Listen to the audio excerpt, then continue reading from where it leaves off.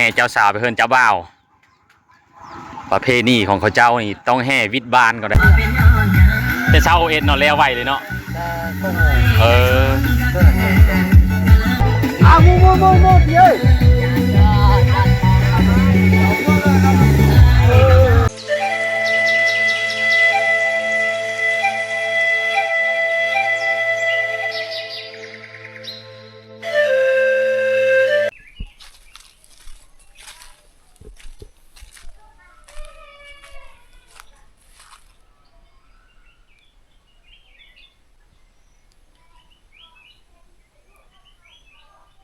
สบายดีทุกคนแล้วก็สบายดี FC ที่กำลังติดตามนะตอนนี้ค่อยก็อยู่ที่บ้านหน้าคือเก่าทุกคนเลยนะตอนนี้ก็ยังอยู่ที่โรงเรียนนะวันนี้ก็สิพาทุกคนไปอัปเดตวิถีชีวิตของพี่น้องชาวเผ่าบาลูอีกคือเก่าทุกคนอยู่ที่บ้านหน้าคือเก่านะวันนี้สิพาทุกคนไปเบิ่งว่ายามนี้นี่เขาเลิกเก็บเกี่ยวยังโบ่งหรือว่าแขมต่อไปทุกคนนะไปเบิ่งนำกันกับบ่าวทองศรีคือเก่าทุกคนนะนกปลิวทุกคนเลยนะโอ้นกปลิวมากินมะสมพาดทุกคนนี่พอตัวนกปลิวหลายขนาดทุกคนนะกมาสมพาดมันอยู่ใกล้ๆกับพงหินเลยทุกคนนี่มีนกปลิวเนี่ยนกเป่าทุกคนนี่นกเป่านกเขียวนะ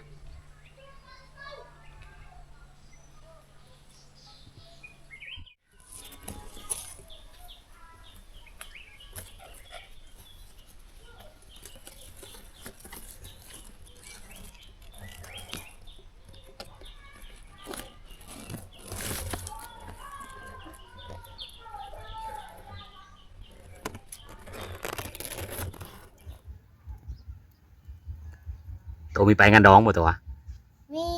มีไปเนาะ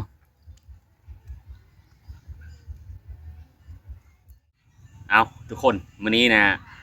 ได้ยินชาวบ้านเพิ่นว่ามีงานดองอยู่พระโฮยนะวันนี้เนื่องจากว่ามื้อเย็นนี้บ่ต้องเชียงค่าสอนนักเรียนอยู่ทุกคนได้ยินชาวบ้านเพิ่นว่าแต่งแบบว่าไวๆเลยทุกคนนะแต่งกันทันหันเลยนะเนื่องจากว่าเอากันนี่อยู่ไก่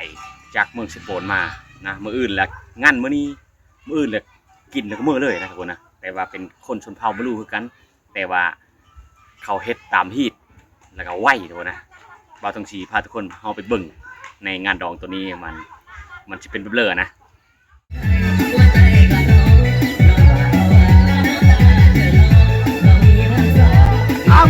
โมเย้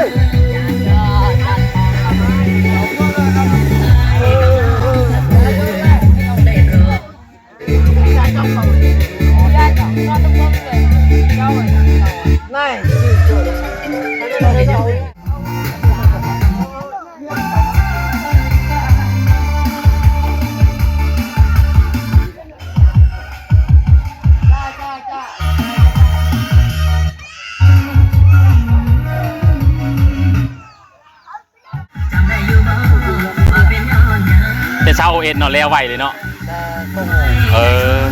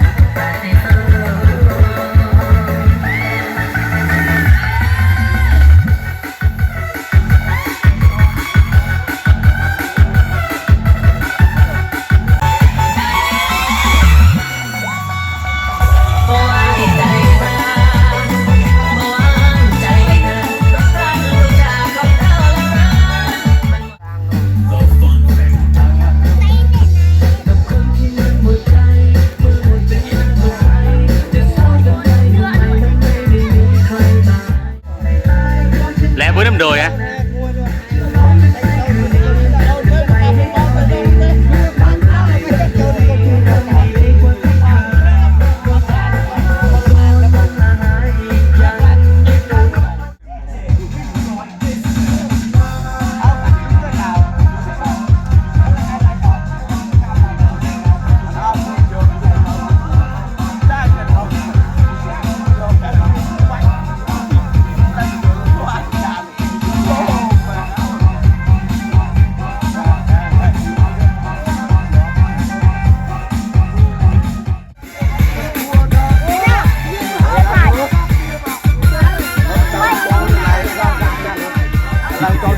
ทีมงานต่างๆแห่ง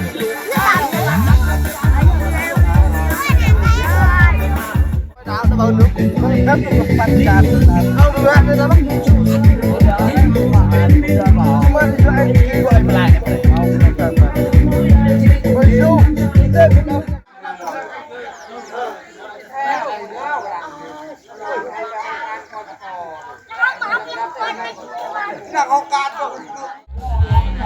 รถไถคันนี้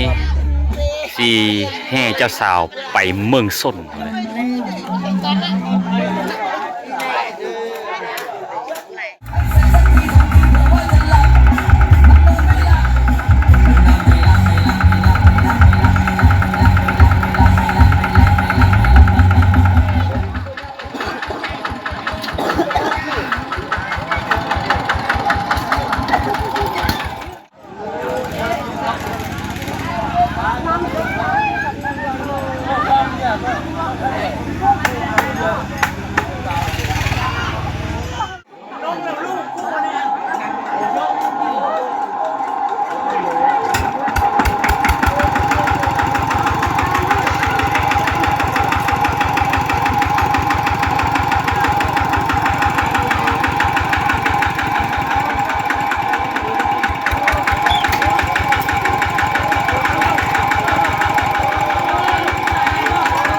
แห่เจ้าสาว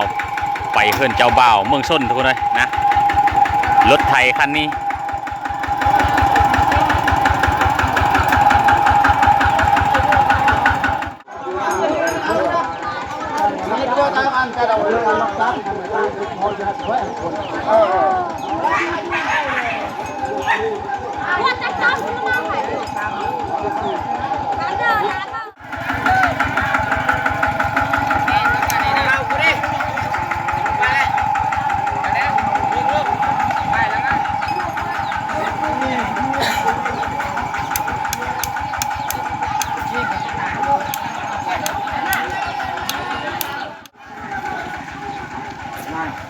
แห่เจ้าสาวไปเพื่อนเจ้าบ่าวประเพณีของเขาเจ้านี่ต้องแห่วิดบ้านก็ได้อย่างขึ้นรถไถได้ทุกคนเลยนะนี่เป็นจะแห่เจ้าสาวไปพูดละวิดบ้านถ้ามีวิดบ้านนี่คล่ำเพอไปฮีดเขาเจ้า